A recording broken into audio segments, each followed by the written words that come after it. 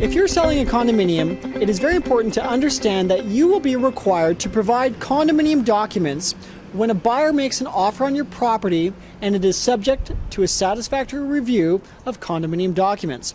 This is a conversation we have with people when they're listing condominiums, but I've had a reminder today of how important it is to continually just affirm the information that we provide. And here is the way a condominium document review condition looks on an offer to purchase.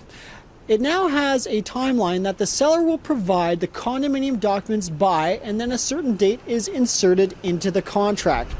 After having received the documents, the buyer then has the opportunity to take those documents to a review company, and there's numerous companies in town which do these condo document reviews. But what's important to note is for a seller is that you are required to provide these documents and it will come at your expense.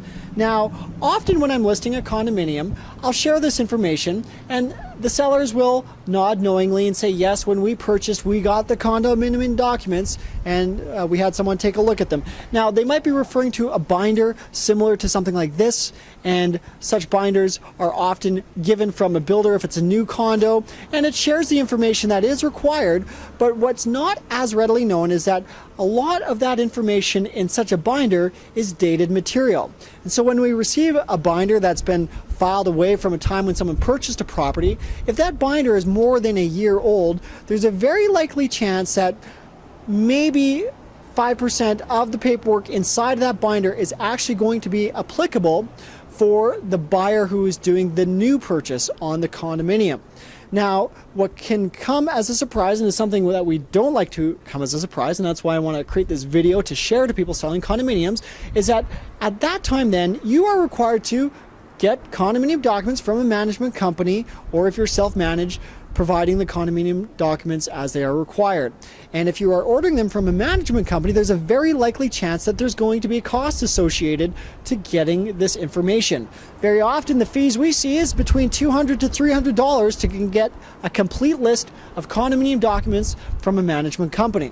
And so I'm always giving a reminder to people at the point of listing that this is something that's going to be up and coming, and I never want it to be as a surprise at the point of purchase. And it's something I always suggest too to be mindful of while you're negotiating on a price of the sale of your condominium.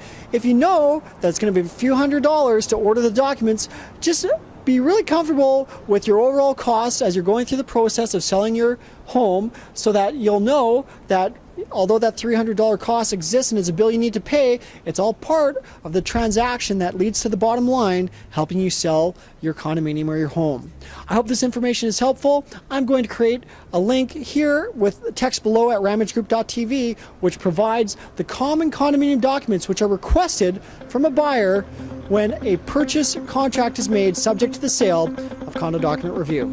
Thanks for taking the time to watch. I'm Lucas Ramage.